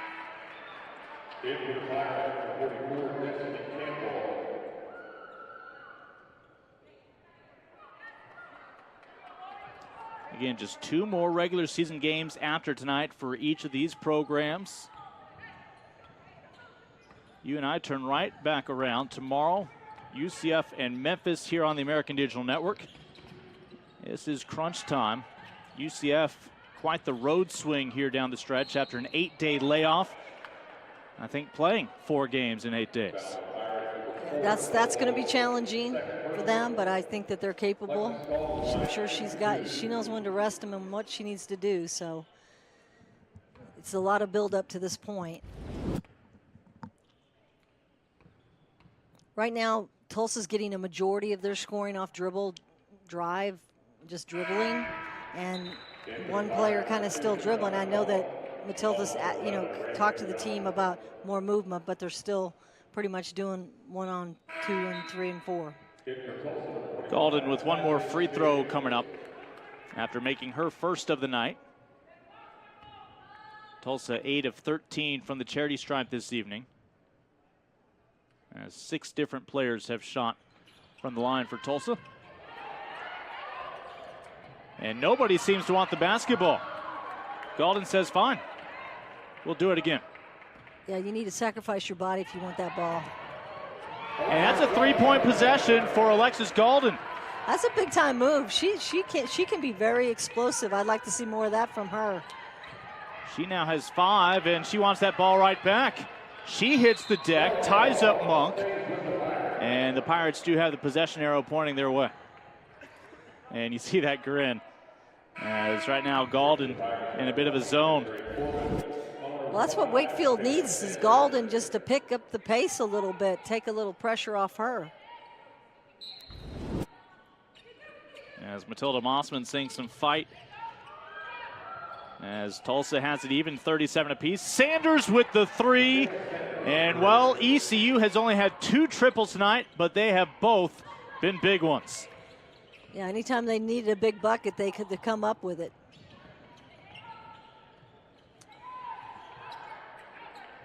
Sanders had to sit out last year after playing her first 3 seasons for the Liberty Flames up in Lynchburg, Virginia. Quick hands by Monk. Forgot to dribble. And they'll get they're going to get the travel before any foul. Alexis Golden knew what was up. That's a good call. Now she's bellying up to her, like not giving her any room. And really, that could have been an offensive call if she would have gone after it, but. As Golden gets it right back for Tulsa. That's a little bit intimidating for a freshman.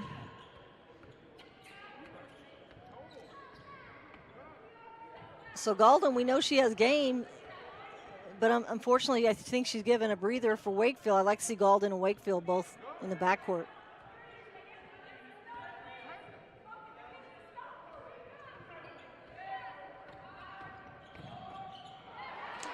And again, quick hands, now trying to beat the clock.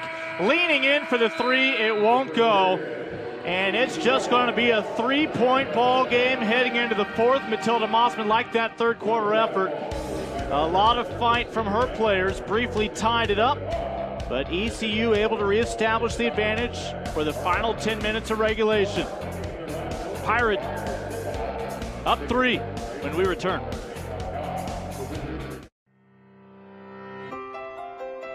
When learning creates leaders, ideas are ignited, focus gets sharper, and service connects generations. We commit our expertise to heal, to discover, and to drive our region forward to a brighter tomorrow. East Carolina University. Tomorrow starts here.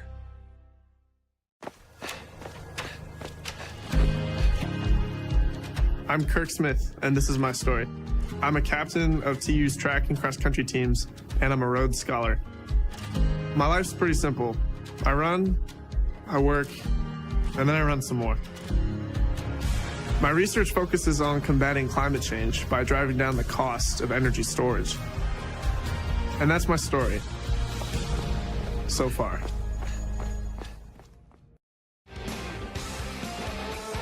Getting ready for the start of the fourth quarter. ECU, another timely three-pointer, and that is your difference in this ball game right now.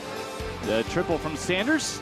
Lincoln Rose, Angela Beck with you, and once again we have a chance to check in courtside with Bruce Howard. Bruce?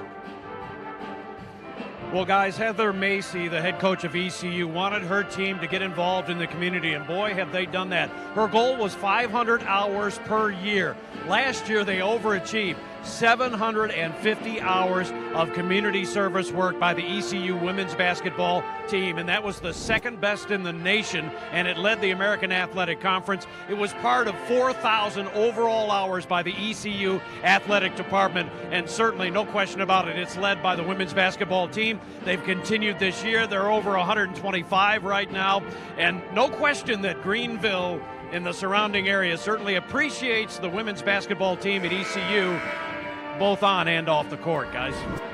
Yeah, continuing on Bruce's point there, we mentioned Heather Macy winning as coach at ECU. It is a community statewide that she would like to continue to be a part of for her career as it continues. Such great ties with the area high schools, but also giving back to the community, and their presence certainly has been felt, and that is repaid on game days with the turnout from all the people they have supported. She'll tell you that this year's group is tight of a team as she has had, so selfless and focused. That includes their spare time when it's not a game day. That was a nice taste by Shug there. They double-teamed Wakefield, made her give it up. Shug took it and went coast to coast and got fouled. So Dixon, a 90% free throw shooter, and that's not just 9 of 10 this year. She gets to the line frequently, and it is rare to see her miss.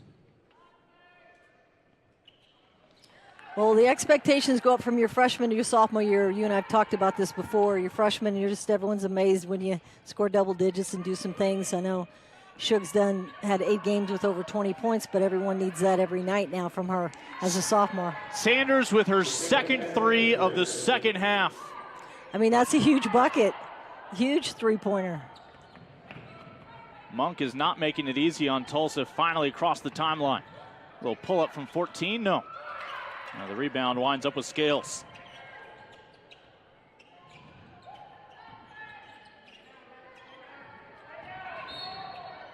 And contact underneath. This foul on Desiree Corbin.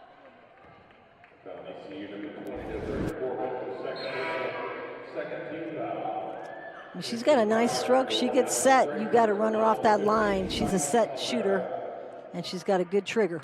She's made half of her 4 3-point attempts tonight. 8 points total. Third leading scorer this evening, Sanders. Safe to say she's got the green light. Coming off the bench this evening for Heather Macy. And Dixon now being pestered by Raven Johnson.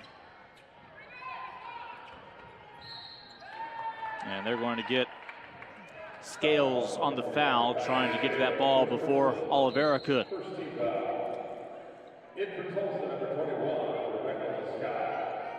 You know, the dribble's there for a purpose, and the dribble slows your offense down. You know, if you dribble and you go the rack, it's one thing, but you got to make more passes, and I think that's where Tulsa gets stuck a little bit. ECU, we were tied after 1, led by 2 at the half. Stretched that lead to 3 after 3, and now up by 4 here in the 4th. This is about as much separation as there has been between these two teams here today.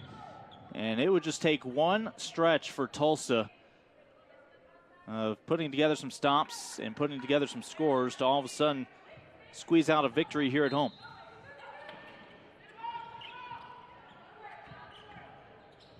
And trying to deny that baseline. Frazier. And Oliveira with the long rebound for the second chance.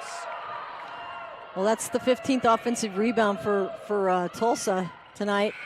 Frazier goes right at 3 Tulsa defenders as time expires for the pair. And Oliveira got a hand in the face just in time to alter that effort from Lesky on the other end. Yeah, Tulsa almost didn't get back on that transition. Luckily, that didn't go down for them. But that was a great take on the other end.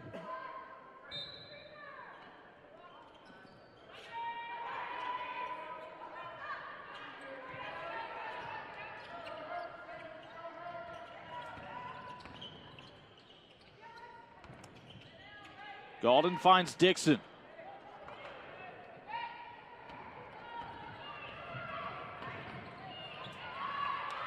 Oliveira just patting her own stats off of the glass. So right now, if I'm Tulsa, I'm telling my team, you need to get back, because that's the second transition bucket that they beat them down the floor. They missed both opportunities, but East Carolina's running the floor right now. It's the 4th quarter. You got to dig deep, and they got to get back and stop it. That was her 11th rebound. She's a 73% free throw shooter. Second and final year with ECU after starting off with the JUCO ranks at Central Florida College. And we see the return of Crystal Polk.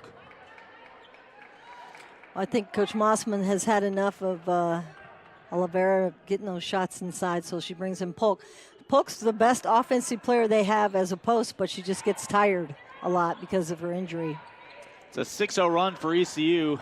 Largest advantage they've held now, up by 7.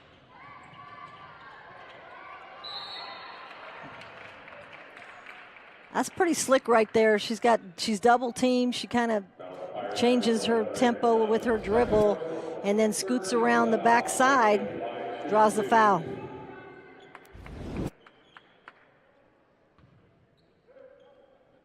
Well, Wakefield already 7 more points than her season average of 10 a contest.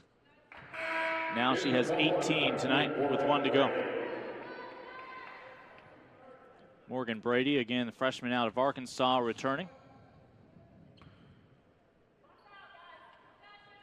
Trying to pull it back within 5. And we have a timeout on the floor. Charge Tulsa. This will be a scheduled timeout. Tulsa will take the timeout. 5-point ball game. Heather Macy trying to get her Pirates to regroup as well. Anybody's night, perhaps, here in the American. Power comes in all forms. Power is a big tackle, a big save, a clutch hit. And a game-winning shot. Power is also standing up for what is right. Power is respecting an opponent, officials, Student athletes, coaches, and team representatives. Power is not tolerating racial or ethnic comments. Profanities or other improper actions. While at the game. The American. Power. Power. Power. Power for life. Matilda Mossman's Golden Hurricane briefly had tied it up. ECU, though, on a 6-0 run. Tulsa back within 5 at the moment. Plenty of time left here in the fourth quarter. Take a look at some of the memorable performances. We saw her just the other night, Imani Mayo, one of the twin Mayos up there in Philadelphia for Temple. And here's a young lady coming off 16 points, her average last week. Congratulations to Imani. She's going to have a lot more of these individual honors as her career plays out. A strong showing against UConn, among others, in that stretch. Speaking of those #1 ranked Huskies, undefeated, not just in conference play, but overall, Katie Lou Samuelson, yet another standout for Coach Gino Ariema. She is your player of the week in the American. They toppled 2 more teams, including another step outside of the conference to knock off top 4 Louisville. And these are the rest of your honor roll in the American. Z Saunders for UCF. We'll see her in action tomorrow against Bria Elmore. Of course, Angela Harris, a big part of the resurgence for Houston. A 20-win season for the Cougars already. Mariah Jespersen and Ranji Bassard rounding out things again. Some household names now in the American. Congratulations to all of the honorees for their efforts this past week. Well, it'll be interesting to see what happens here down the stretch. They have to be efficient. They have to be, run their sets like they're supposed to. I think you'll see ECU come in, run a few sets, and try to create some on-ball screens for their players.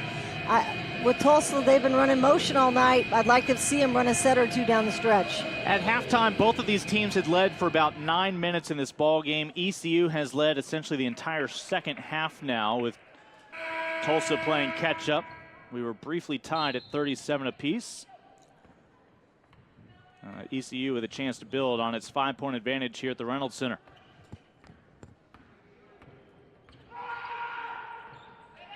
Work inside Oliveira. And she goes right at Polk. They'll let him play, and now a foul called. Let's see if that one's on Claytor. I think it was on Oliveira. I think she went into her.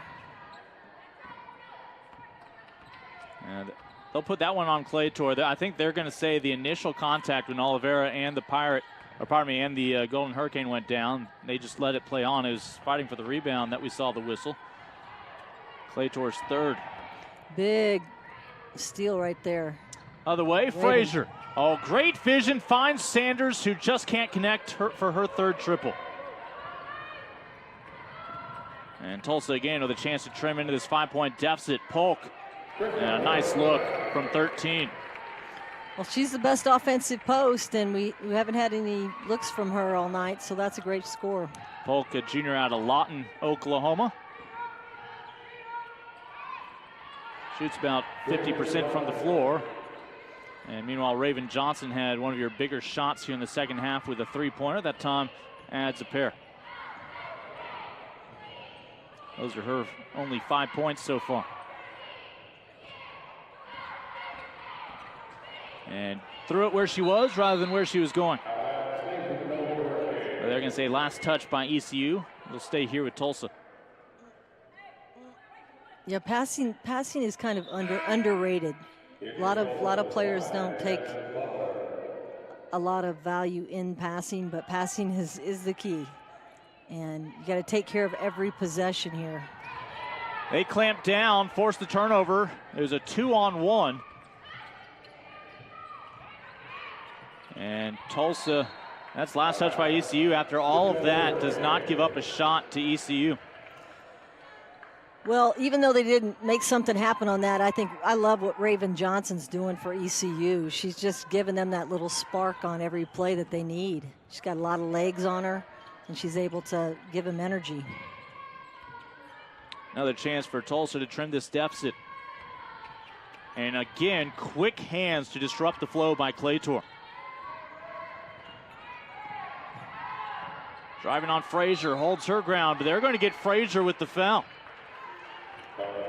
She's crafty. That's her signature move right there. It's that little stutter up and under that she goes through to draw the defense and then to go under and try to draw the foul.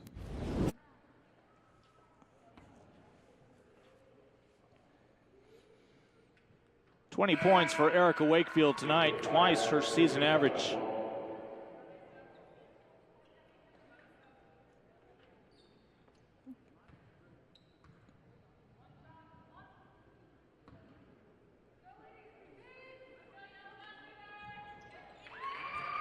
And she'll push it to 21.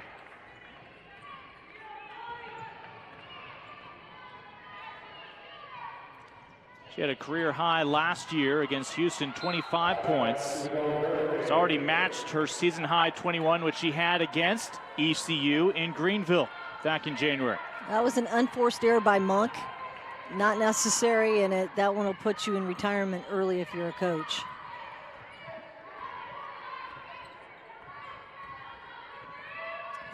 Then they'd be stuck sitting next to me. Monk. All right, Frazier in a foot race. Wakefield the other way. 2-on-1, Sanders holding her ground. And Wakefield will earn another trip to the free throw line. I thought Sanders almost had that positioning for charge, but she just, a little stutter there. Just couldn't hold it. Yeah, how about that hesitation from Wakefield? Well, she's a good punch dribbler. I mean, she can someone that will punch you in and bring it back out. She knows how to shift her gears. Erica with a new season high now of 22. And surpassing her previous season high set against these Pirates. This is a nice little run by Tulsa, the one that they needed to bring it to 1.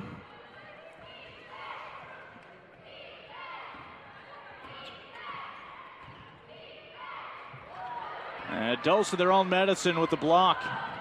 And how about that for awareness? Lasky realized this is a Pirates group that had been pursuing the ball all night long.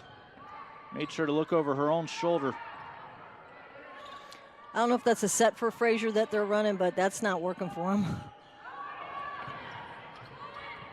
7 to shoot, offensive foul. Yeah, got Lasky with the push. That's just her first.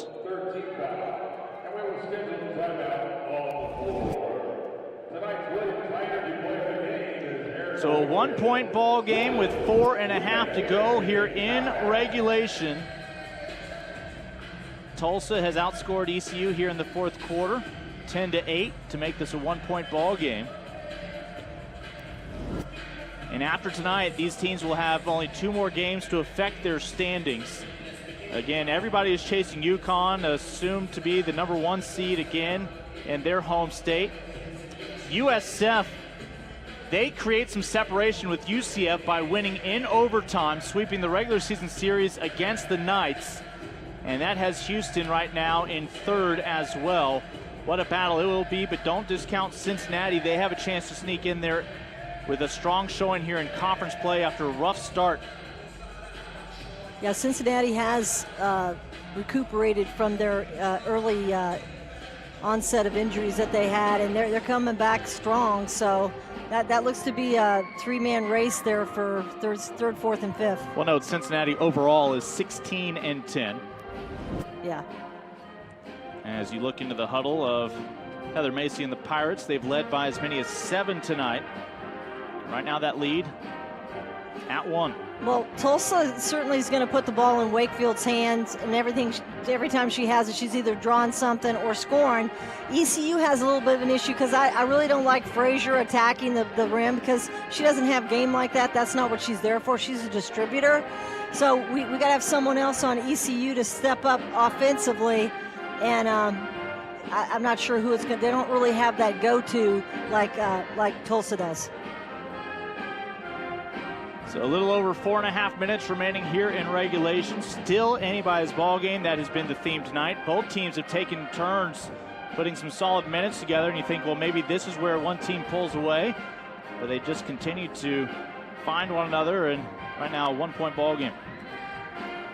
Yeah, if I'm ECU, I'm going to be trapping or I'm going to be doubling a Wakefield so she doesn't even get to touch it, because if she does touch it, it's hard to get it out of her hands, and she's so crafty with it, she's probably going to score. And more solid fundamentals by the Sousaphone.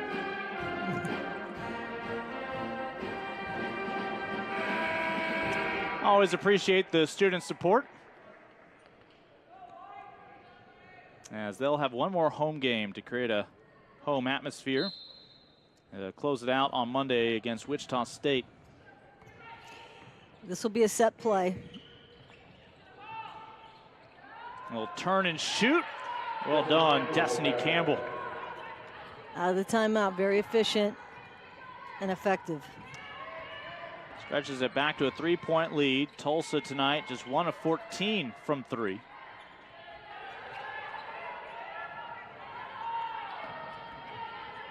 Monk was looking to pounce on that pass.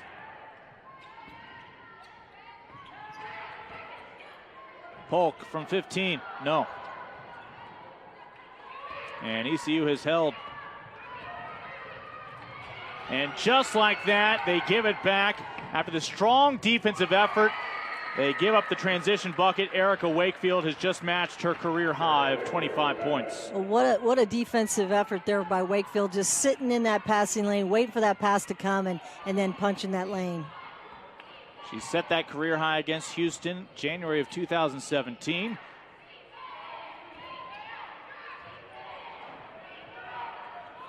And another rebound for LaSky.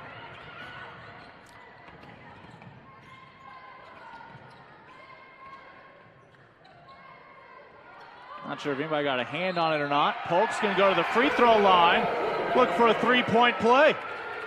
And all of a sudden, Tulsa with a chance to put some positive things together here. Yeah, it's the first lead of the second half for Tulsa.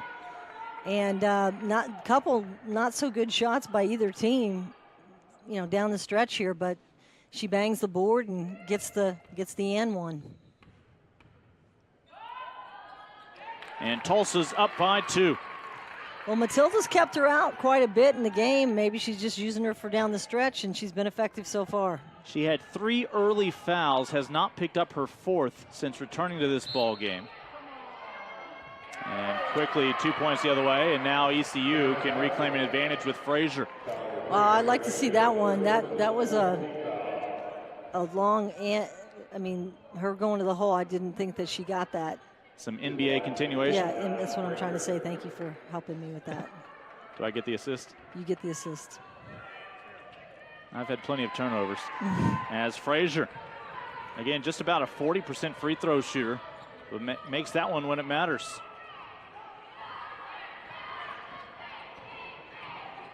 Into the lane, a lot of traffic, and they're going to call a foul either on Monk or Frazier. And here is Wakefield with a chance to set a new standard for her career. Well, when Wakefield gets in this kind of groove where, she's feeling it, and she has good pace and tempo on her penetration, and she's able to draw fouls anytime she wants. That's her 10th made free throw tonight, 10 of 12. She has found a way to get to the line. A new career high, 26 points. She's looking for her 27th now. And she's not sweating. I mean, this kid can play hard, but she's just so smooth. Well, we mentioned everything she juggled on that great update from Bruce Howard earlier tonight. Sanders put it down for a dribble, and we'll head to the free throw line.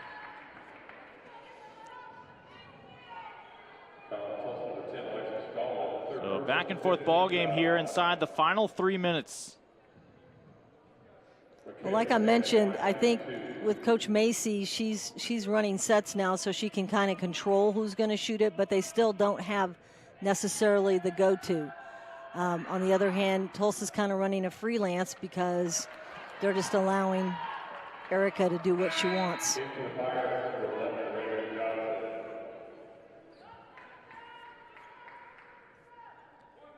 Chance to tie it right here. Sanders, an 80% free throw shooter on the year.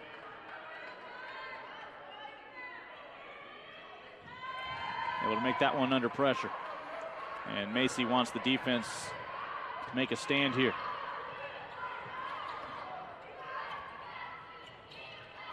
Well, this is where you want a senior running your offense.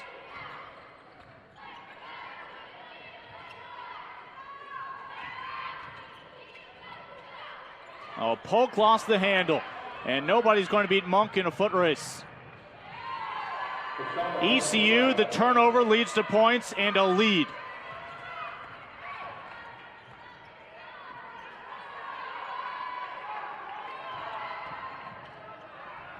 And Oliveira, I don't know if she'll get credit for a block shot. 2-on-1, and only Wakefield able to get back to slow things down. Yeah, that's luckily Wakefield got back. The rest of the team's having a little trouble getting up and down here in the last few minutes. Third whistle on Erica, as Monk with 11 points tonight, 3 of 4 from the charity stripe. Frazier's your leading scorer for the Pirates with 16. Monk with a dozen. And we'll quickly have a timeout with minute 59 to go here in the fourth quarter. One more free throw still pending for ECU, with a chance to stretch this to a 2-possession lead.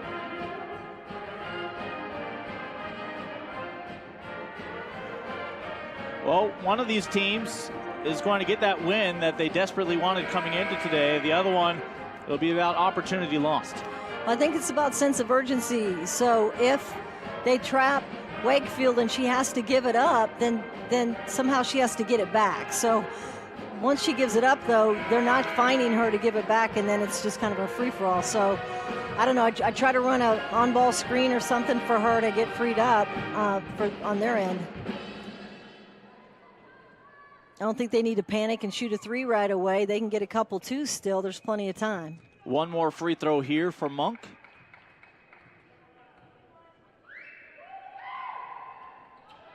And the Pirates were going to concede the free throw based on numbers. They wanted their defense to get back.